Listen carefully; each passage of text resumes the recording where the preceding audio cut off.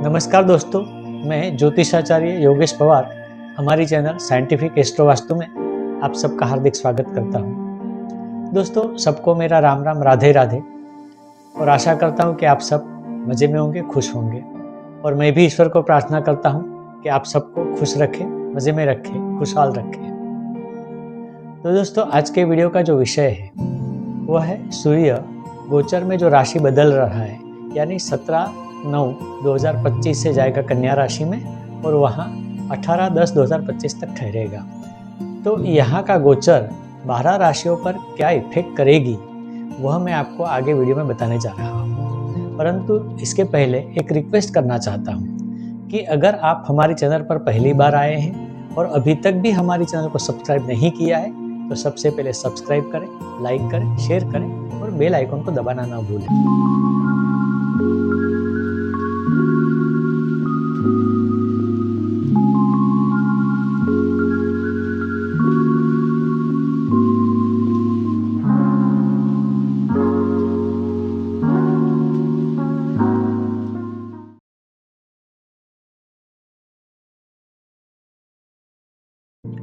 तो दोस्तों, वीडियो शुरू करने से पहले एक छोटी सी चीज़ मैं बताना चाहता हूँ कि 1 महीना पहले मैंने एक वीडियो रखा था गुरु के पुनर्वसु नक्षत्र के गोचर का परिणाम देश और दुनिया पर। इसमें मैंने कुछ बातें बताई थी, तो थोड़ी सी बताता हूँ कि जन आंदोलन होंगे, सत्ता पलट होंगे, या किसी राजनेता की मृत्यु होगी या मर्डर होगा। और ये घटनाएं अभी अभी नेपाल में बनी है, फ्रांस में भी कुछ चालू हुआ है। तो थोड़ी सी क्लिप आप पहले देखें और बाद में हम वीडियो शुरू करते हैं। अब गुरु क्योंकि राजा का मंत्री है तो पॉलिटिक्स से जुड़ा हुआ है, तो पॉलिटिक्स में दुनिया के जितने भी देश हैं उन सब में बड़े बड़े बदलाव आएंगे, भारी बदलाव आएंगे। हो सकता है कि शासन बदल जाए, शासनकर्ता बदल जाए और ऐसी परिस्थिति का निर्माण हो जहां देश की उन्नति हो, सब लोग सुखी रहें और कोई गड़बड़ी न हो। तो ये गुरु का गोचर यहाँ भी बहुत फायदा कराएगा। इसीलिए मैं कहता हूँ कि ये गोल्डन टाइम है। परंतु जैसे मैंने कहा कि सकारात्मक नकारात्मक दोनों रिजल्ट गुरु देता है, तो हो सकता है कि कहीं ना कहीं किसी राजद्वारी की या नेता की हत्या भी हो सकती है, कुदरती मृत्यु भी हो सकती है। तो इससे भी थोड़ी हलचल उस देश में हो सकती है। तो दोस्तों, आज मैं जो 12 राशियों का फल बता रहा हूँ वो थोड़ा शॉर्ट में बता रहा हूँ, क्योंकि सूर्य के अलावा और भी सारे ग्रह हैं जो आपको इफेक्ट करते हैं, लेकिन सूर्य का गोचर खास करके इस महीने में आपको क्या इफेक्ट करेगा वही मैं बता रहा हूँ। तो सबसे पहले लेते हैं मेष राशि। मेष राशि में यह गोचर 6ठे स्थान में हो रहा है, यानी कि मेष राशि वाले जो भी जातक है उनको जो नौकरी व्यवसाय जो भी कर रहे हैं उसमें फायदा जरूर होगा, तरक्की भी होगी, पैसा भी मिलेगा। लेकिन साथ साथ में इनको एक और ध्यान रखना है कि इनके पीछे या आगे या इनके साथ में जो है लोग, इनसे सावधान रहना है, क्योंकि ये लोग इनके पीठ पीछे कोई ऐसा कुछ करेंगे ताकि इनको नुकसान हो। तो इन जातकों को अपने हित शत्रु जो है उनके ऊपर ध्यान रखना बहुत ज़रूरी है। एक और चेतावनी देता हूँ कि अगर इनको पहले से कोई मेडिकल प्रॉब्लम है, यानी कि रोग है, तो इस बारे में इसको चौकन्ना रहना है, क्योंकि इस समय दरमियान ये रोग की मात्रा बढ़ सकती है। तो कुछ भी हो जाए तो डॉक्टर के पास अवश्य जाएं। अब दूसरी राशि लेते हैं वृषभ। यह गोचर वृषभ राशि के 5वें स्थान से हो रहा है, यानी कि जो विद्यार्थी गण है इस राशि के, उनको यह महीना स्टडी के लिए, अभ्यास के लिए सबसे अच्छा है। अगर इनको तरक्की चाहिए, परीक्षा में सबसे अच्छा रिजल्ट चाहिए, तो यह महीने का पूरा उपयोग करें और डट के अभ्यास करें ताकि मनचाहा रिजल्ट पा सके। अगर ये जातक रिलेशनशिप में है तो इनकी रिलेशनशिप फाइनल हो जाएगी, इसमें सक्सेस भी मिलेगी। और इन जातकों के संतानों का कोई प्रॉब्लम है इनको, तो यह सारे प्रॉब्लम सोल्व हो जाएंगे, अपनी इच्छा के मुताबिक इनको फल मिलेगा। और जो चाहते हैं संतानों के बारे में वो सारी चीज़ें ये कर सकेंगे। अब बात करते हैं मिथुन राशि की। मिथुन राशि में ये गोचर चौथे स्थान से हो रहा है, तो इन जातकों को जो भी बंगला गाड़ी कुछ खरीदना है वह ये आराम से खरीद सकते हैं। यह समय इनके लिए, इन कार्यों के लिए सबसे अच्छा है। इनकी इच्छा इसमें पूरी हो जाएगी। इस समय दौरान इनको कुछ सुख शांति का भी अनुभव होगा। और इनकी अगर माता है तो माता से इनको जरूर फायदा होगा। लेकिन एक ध्यान भी रखना है कि माता की अगर तबीयत अच्छी नहीं है या कोई मेडिकल प्रॉब्लम है तो थोड़ा चौकन्ना भी रहना है। अब लेते हैं कर्क राशि। दोस्तों, कर्क राशि में यह गोचर तीसरे स्थान में हो रहा है। तो कर्क राशि वालों को जो भी पाना है, जो चाहते हैं या इनकी जो इच्छाएं हैं, उनको अगर पूरी करनी है तो इनको कठिन परिश्रम करना पड़ेगा, मेहनत करनी पड़ेगी। मेहनत करने से इनको सब कुछ मिल सकता है, जो चाहे मिल सकता है। लेकिन अगर मेहनत करने में कुछ कमतरता हुई तो इनकी सक्सेस नहीं मिलेगी। जो पैसा मिलना चाहिए वो नहीं मिलेगा। तो यहाँ कुछ नुकसान होने की भी संभावना जरूर है। अब दोस्तों बात करते हैं सिंह राशि की। सिंह राशि के दूसरे स्थान से ये गोचर हो रहा है।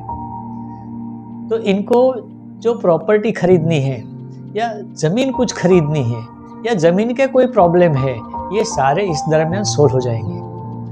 और अगर इनको पैसा इन्वेस्टमेंट करना है प्रॉपर्टी में, खास करके जमीन में या गोल्ड में या कीमती रत्नों में, तो ये चीज़ भी ये लोग कर सकते हैं। परंतु इतना ध्यान रखना है कि ये सारी चीज़ें करते समय जो भी कायदे कानून है या जो भी डॉक्यूमेंट्स हैं उसे 100% छाने, यानी कि पूर्ण छानबीन किए बिना ये आगे कदम न उठाए, नहीं तो यही चीज़ में नुकसान भी जाने की संभावना है।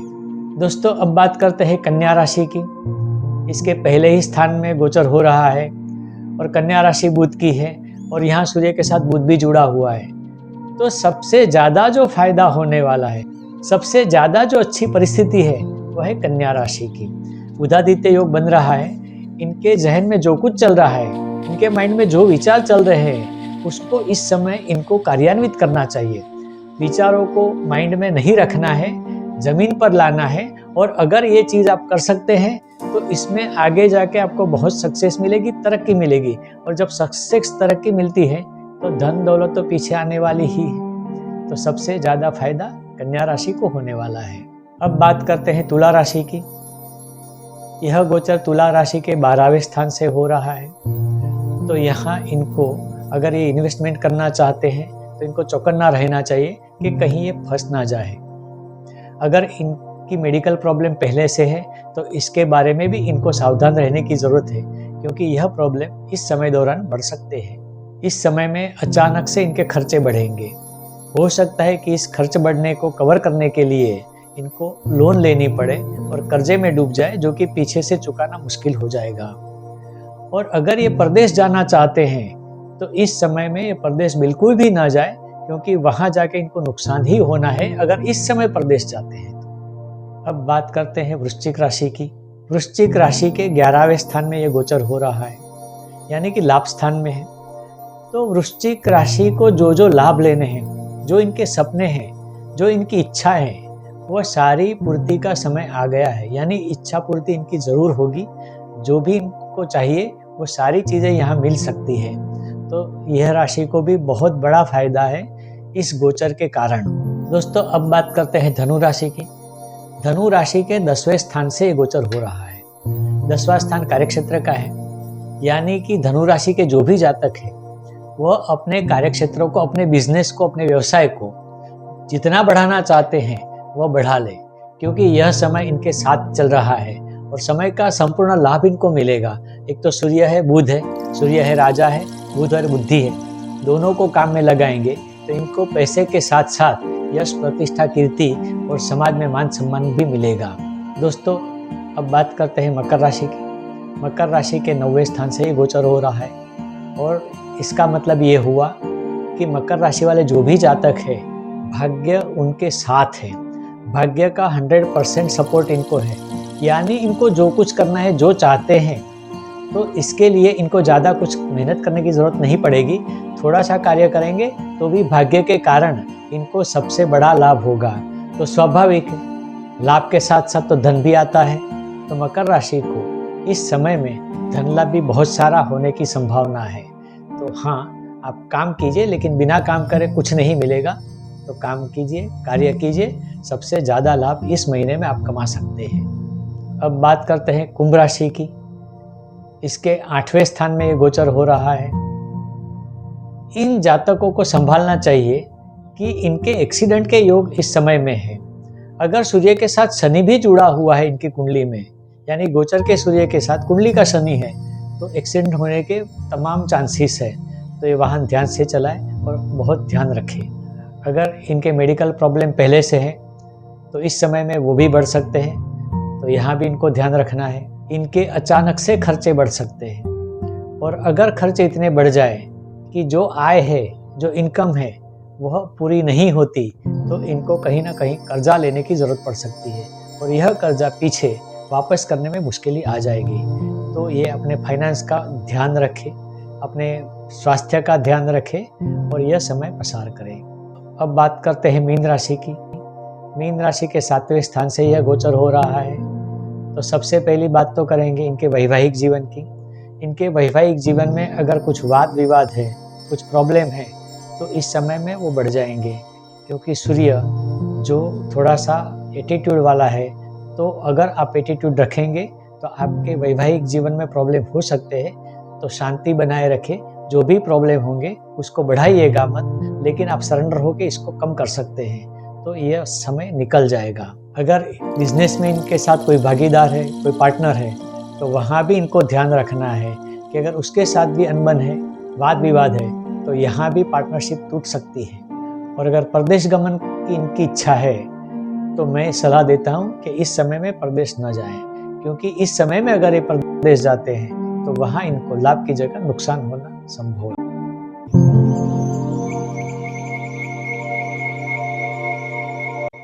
तो दोस्तों, आज के वीडियो में बस इतना ही। आगे आने वाले वीडियो का इंतजार कर, लेकिन याद दिलाना चाहता हूँ कि अगर आपने हमारे चैनल को अभी तक भी सब्सक्राइब नहीं किया है, तो सबसे पहले सब्सक्राइब करें, लाइक करें, शेयर करें और बेल आइकन को दबाना ना भूलें।